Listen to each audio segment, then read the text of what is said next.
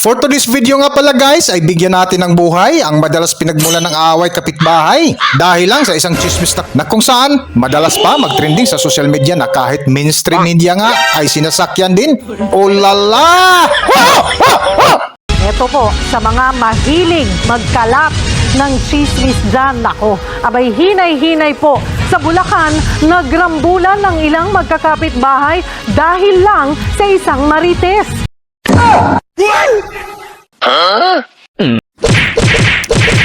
Kita mo nga sa nasabing video na nagkarambulan na kumuha pa ng walis tingting ang isang babae para ihampas sa ulo sa isa pang babae. At matapos nga ang matinding away kapitbahay ay malaking pinsala ang naging resulta na pati bakod ng bahay ni Kuya ay nadamay din. Na kung saan natawa na laang si Kuya dahil hindi na niya alam kung sino at magkano ang sisingilin. Si Mang Jaime naman, naperwiso rin dahil nawasak ang gate niya at walang gustong umako ng kasalanan.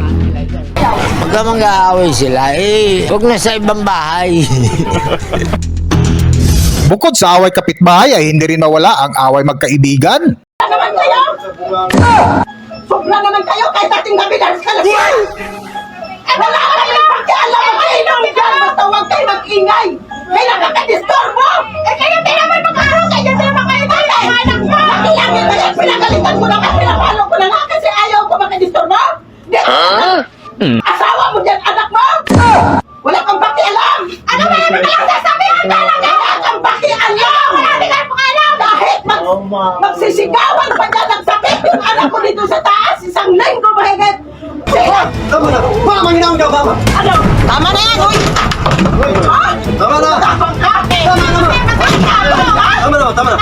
At dahil nga sa lumabas na mga videos na karamihan sangkot ang mga kababaihan sa away marites ay gumawa ko ng isang social experiment na ikinagulat ko ang naging resulta. Ulala! Bago nga tayo magsimula guys, shout out muna sa lahat ng aking mga followers. Kung ngayon ka lang naligaw dito sa aking bahay, huwag kalimutan mag-subscribe at mag-follow para updated kayo sa aking mga bagong uploaded na video at paki-comment na rin kung taga saan po kayo para malaman ko kung saang lupalop na ako ng mundo nakarating. Ulala! Shout out nga pala sa isang masugid kong follower dyan sa may Ilocos Norte kay Miss Fit Lacuista. Magandang araw po sa inyo, madam. Kwentong katotohanan nga tayo guys at dahil nga dito ay accepted challenge na kung saan ginawan ko ng content ang request ng isa sa aking follower. Nabigyan natin ng kasagutan ang kanyang katanungan kung sino nga ba ang totoong marites, lalaki nga ba o babae. At ngayong araw nga ay isang social experiment ang aking gagawin na ang sandata na aking dadalhin ay timba at kapirasong papel na may nakasulat na isa kang marites. At dahil nga magkaibang lokasyon ang aking pagdarausan ay bumiyahe agad ako ng maaga at pagdating ko nga sa unang lugar ay naghanap agad ako ng mga bata na aking kasabuat. Ngayon, nandito tayo sa loob ng supermarket kung saan bibili lang ako ng merienda mga katibat para sa aking mga kasabuat.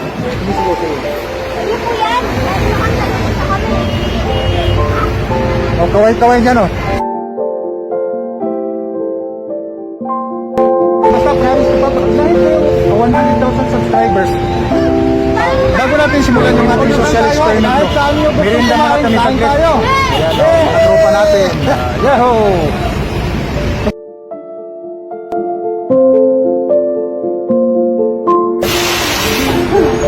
Kain lang kami saglit.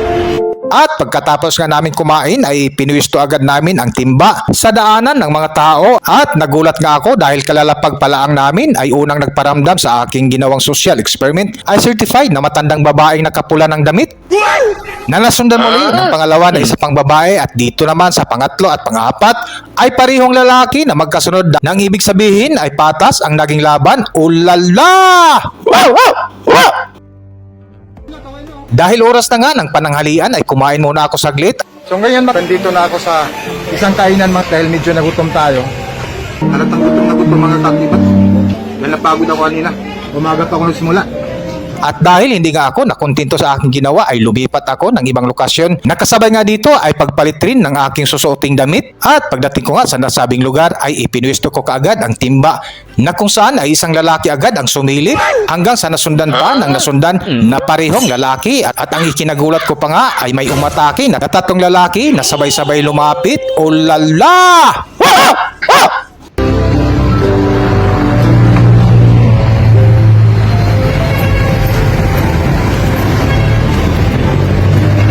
Siyempre kasama sa ating experiment dito mga kaakibat, ang timba.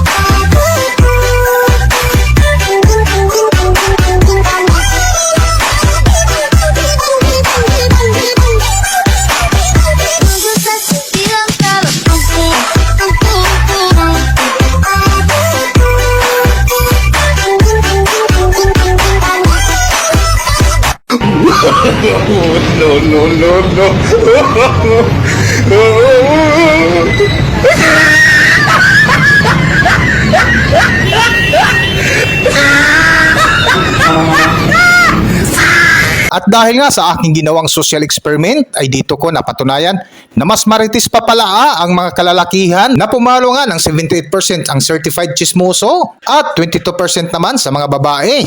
Sa mga tulis dyan at maritis na kagaya ko, kaway-kaway dyan, oh lala! At kung ngayon ka laang naligaw dito sa aking page, follow ka na at paki-comment na laang kung saan ka ngayon para mas shout out kita sa susunod kong video. Maraming salamat!